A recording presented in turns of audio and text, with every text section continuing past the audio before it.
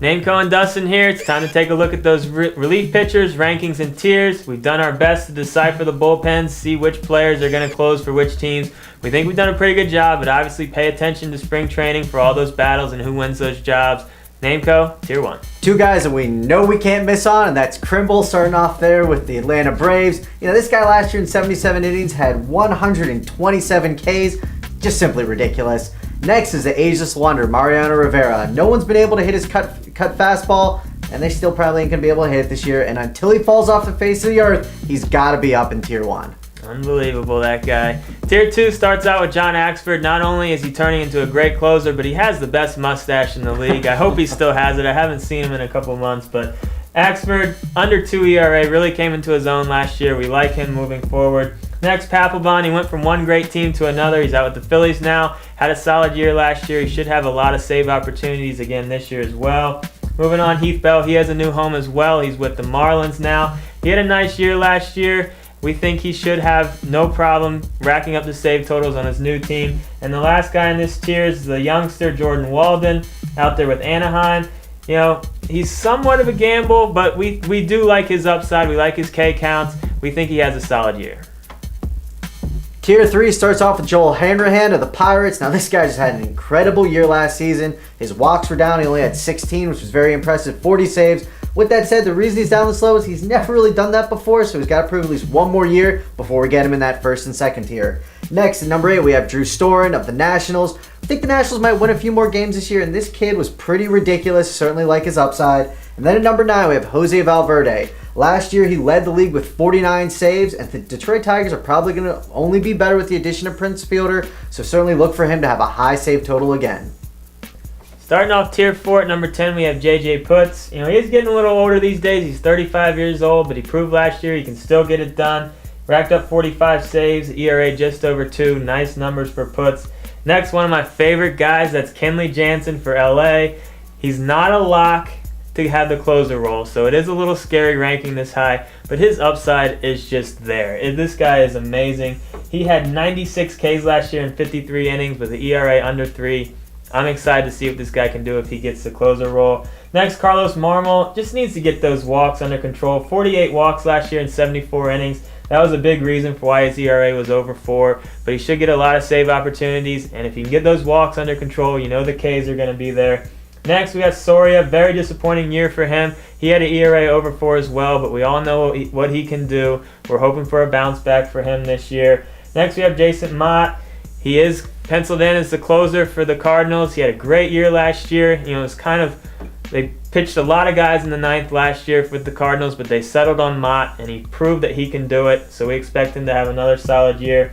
And the last guy, we got Ryan Madson. He's out there with Cincinnati. A decent year last year, ERA just over 2. Should get a lot of chances out there. And he had about a K per inning, so you got to like that as well. Tier 5 starts off with Sergio Santos of the Toronto Blue Jays. Now, we've seen this guy ranked all over the place, and the reason we got him at this spot is sure the Ks are nice, but his 3.55 ERA and the amount of walks he has certainly scares us a little bit. Next, at number 17, we have Andrew Bailey. Closing for the Red Sox, always a good thing. Bailey's shown some promise in the past. We certainly like him. He's going to get the save opportunities. Then we have Brian Wilson. Of course, he's fallen a little bit from last year. He certainly had a down year, but we're not completely writing him off just yet. Next, we have Brandon League out there with the Mariners. You know, League, his main thing that you got to love about him is that in 61 innings, he only had 10 walks. Certainly fantastic numbers, and he can get it done. He just always found a way. Rounding out this tier is Joe Nathan. It's all about health with this guy. He's locked in as the closer right now for the Rangers. If he stays healthy and is the Joe Nathan of old, well, you're going to get a bargain at this point in your draft. Tier 6 starts with my favorite relief pitcher, sleeper, and that's Addison Reed with the White Sox. Great minor league stats. He played well in his short-lived time in the majors last year. I know Thornton's out there. It's going to be a battle, but I think Reed wins that job. Next, Kyle Farnsworth. Put together a surprisingly good year for Tampa Bay. They should win a lot of games this year. He should get a lot of chances, so if he can stay healthy, he should have another great year. Moving on, we got Grant Balfour. Another old guy, 35 years old, but he found a way to get it done. Almost a K per inning. He should get a decent amount of chances for the A's. Next, we got the Baltimore potential closer, and that's Jim Johnson. He's going to be battling Kevin Gregg. We have Johnson as having the upside here out of those two. We'll see how it goes in spring training, but if he wins the job, he's not a bad pick late. Next, Frank Francisco. He's out with the Mets now. He's not going to give you the best ERA, but he does have over a K per inning, so he's going to close for a decent team. Could rack up some saves. And the last guy in this tier, we can't rank him any higher than this, even though he had a whip under 1, ERA under 3. But Betancourt, he's 37 years old, but he had a great year last year, so we'll see if he can do it one more time. Tier 7 starts out with the closer for Dustin's Twins, and that's Matt Capps. We're not a huge fan of him. His K count was really low last year, but he is the closer on a decent team, should get some opportunities. Next on the list, we have Street out there with the Padres. With Bell gone and Adams gone, he's locked in as the closer at this point, so you got to rank him at this stage. Next on the list, we have Chris Perez. He's going to get the ball in the 9th inning, but there's a lot of things we don't like about him. His K counts were low. He was walking about half a batter an inning. But like I said, he's getting the ball in the 9th, so you got to have him here. And then rounding out this tier is a guy that's not necessarily locked in as a closer at this point, and that's David Carpenter with the Houston Astros. It looks like Lyons is actually going to be the closer as of right now. We just don't think Lyons is too good at throwing a baseball, which certainly hinders his closer abilities. And Carpenter, so we look him at some point to take it over, if not, even after spring training ends.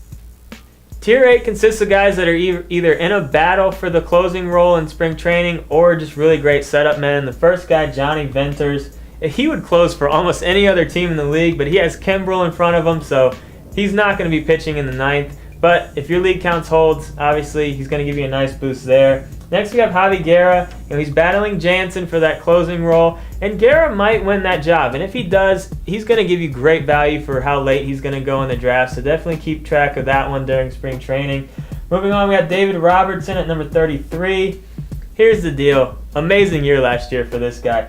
Over 100 strikeouts in 66 innings, but as long as Rivera stays healthy, he's going to be pitching in the 8th, not the 9th. But if Rivera goes down, Robertson's going to be a steal. Next, we got Tyler Clippert. Really came into his own last year. 104 Ks in 88 innings.